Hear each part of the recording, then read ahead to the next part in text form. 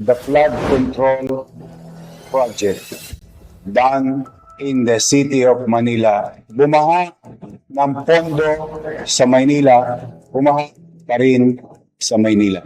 District 6, 2 billion and 60 million. Kahit umano nagbanal-banalan, may itinatagong baho, Manila Mayor Isko Moreno binuking ang 2 billion pesong flood control allocation ni Representative Benny Abante sa 6th District ng Maynila.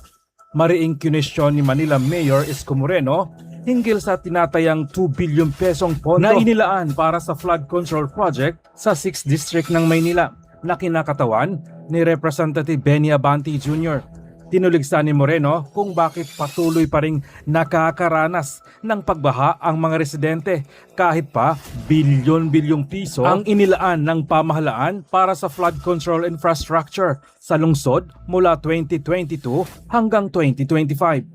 Tinukoy ni Moreno ang pondong inilaan para sa flood control projects sa mga congressional district ng Maynila at inusisa kung bakit nanatiling vulnerable sa pagbaha ang mga komunidad sa kabila ng malaking halaga na ginastos ng gobyerno. Binigyang diin din ni Moreno na hindi dapat patuloy na nagdusa ang mga residente kung ang mga proyektong pinupunduhan gamit ang pera ng bayan ay hindi epektibong nakakalutas sa problema ng pagbaha. Dahil dito, muling nabigyang pansin ang mga proyekto at pondong inilaan sa distrito ni Abante, kasabay na mas malawak na kontrobersya sa paggastos para sa flood control project. Samantala, kabilang si Abante sa mga mambabatas na naging aktibo sa impeachment proceedings laban kay Vice President Sara Duterte. Nilagdaan niya ang impeachment complaint laban kay Duterte at ilang ulit nang nagpahayag ng suporta sa kanyang conviction. Dahilan upang maging isa siya sa mga prominenteng kritiko ng Vice President sa nasabing proceedings. Sa ganitong political backdrop, inaasahang masusing susuriin ng publiko ang mga katanungan ni Moreno tungkol sa flood control allocation sa distrito ni Abante na di umano'y maaring nabulsa ni Abante na isa din sa mga itinuturo ng mga dating Marines na tumanggap ng male-maletang pera mula kay Zaldico at Martin Romualdez. This is the flood control project done in the city of Manila 2022, 2023, 2024, and 2025. Amounting to more or less 14 billion done in Manila. So most of it finished already. Bumaha ng pondo sa Maynila, bumaha pa rin sa Maynila. Now, itong lahat ng ito ay walang permit sa lungsod. Yes, we are investigating them, and they are also being investigated by the Office of the President. But that is the thing of the past. Sad to say, ulitin ko, bumaha ng pondo sa flood control sa Maynila amounting to 14 billion, and yet the people of Manila and those people studying, working, doing business, going in and out of Manila continue to suffer with the flooding.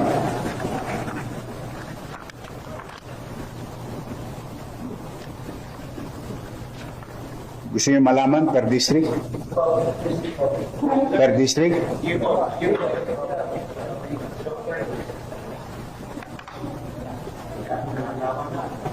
Ginala.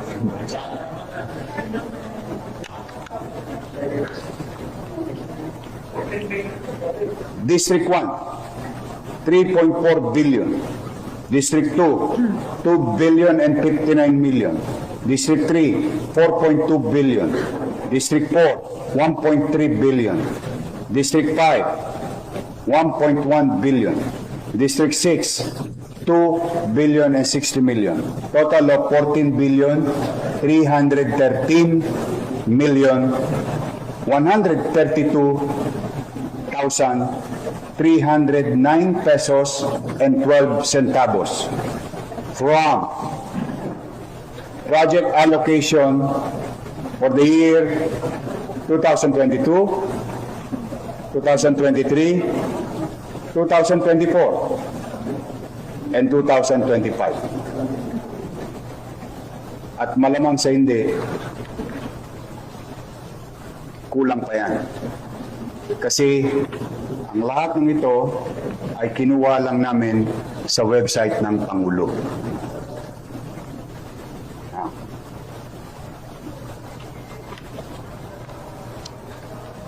Yun ay nakaraan.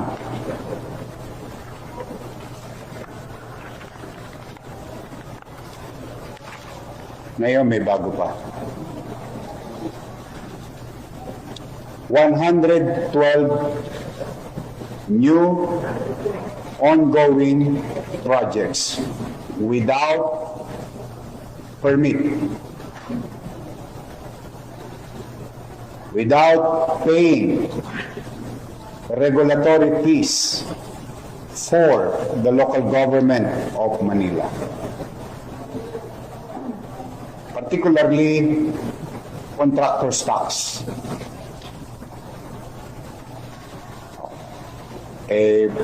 Pag ordinaryong tao nag-a-apply ng demolition permit, pag ordinaryong tao nagpursigi, makaipon, papayos ang bahay, kumukuha ng building permit. And they pay regulatory fees like what you call contractor's tax under the Manila Tax Ordinance. These are ongoing. We'll send you a copy of this.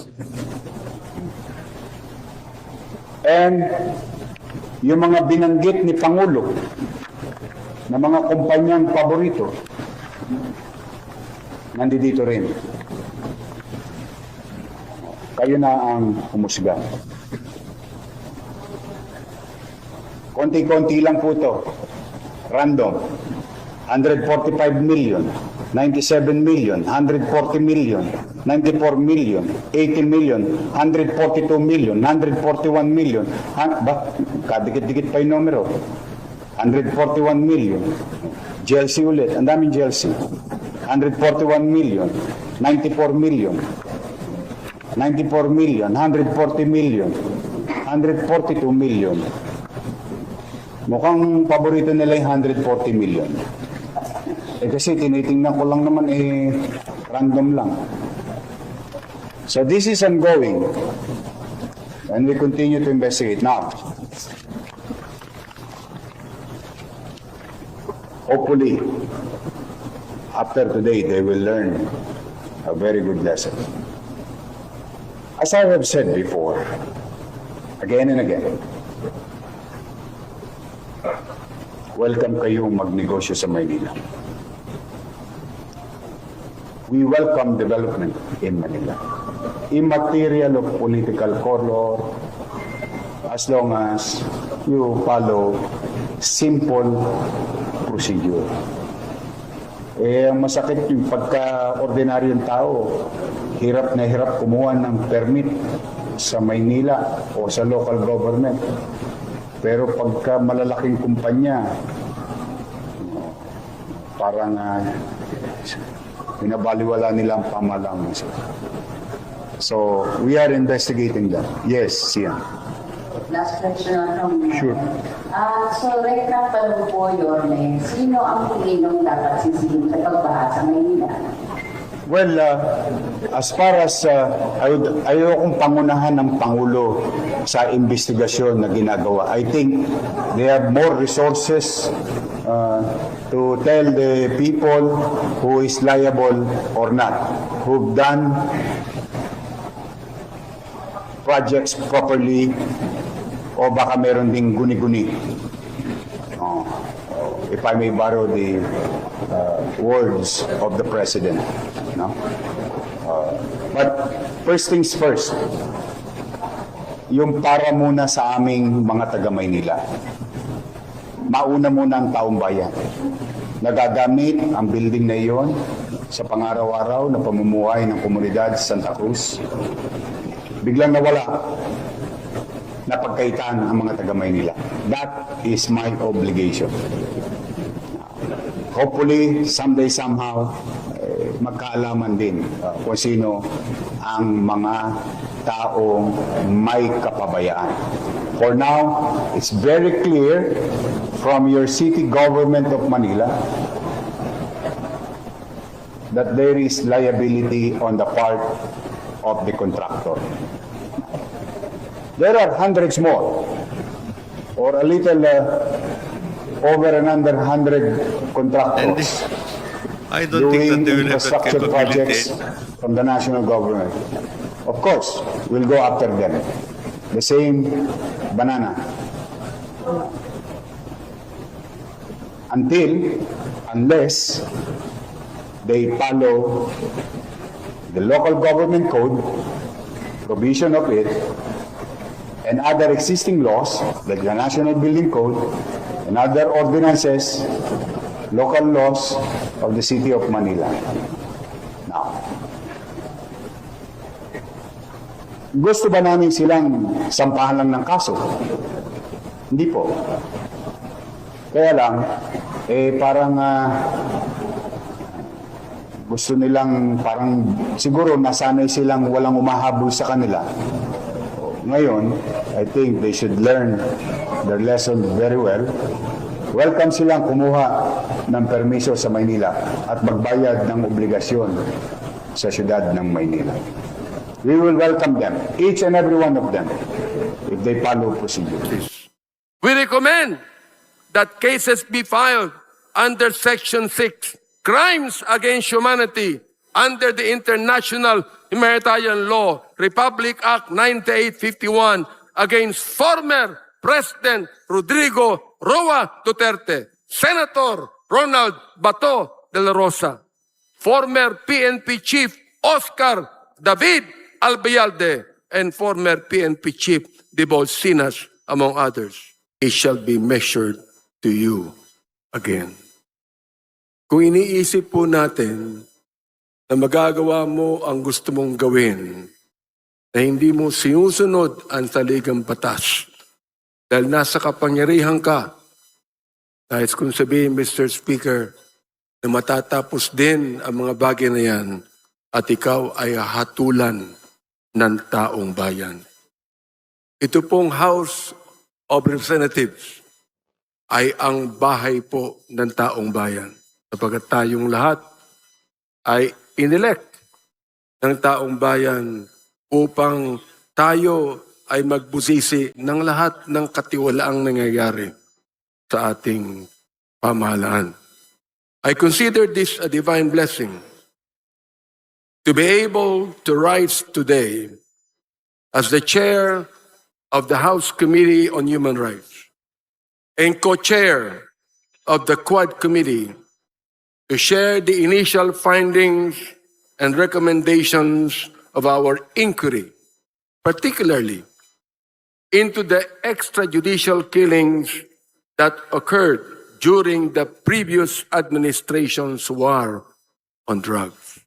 Inuulit ko po, Mr. Speaker, kakampi ako ng dating administrasyon kapag pinag-uusapan po ang pag-alis ng droga sa ating bansa. Sinabi ko po ito sa ating dating Pangulo, ang hindi ko lang maintindihan kung bakit kinakailangan merong mapatay na more than 30,000 people upang mawala ang drugs na ito. Nawala ba ang drugs? Hindi. Nandun pa rin, Mr. Speaker. Indeed, there is a season for everything and a time for every purpose under the heaven, as made clear by the Lord in chapter 3 of the book of Ecclesiastes. This is the most opportune time for the Joint Committee on Dangerous Drugs, Public Order and Safety, Public Accounts, and the Committee on Human Rights to present to you a progress report on our inquiry in aid of legislation. After 13 rigorous and thorough hearings of the so-called Quad Committee, we are confident that we have gathered substantial findings backed by competent evidence to make the requisite recommendations to this legislative body and to the appropriate government agencies for appropriate and decisive action. There was systematic violation of human rights and blatant disregard of due process.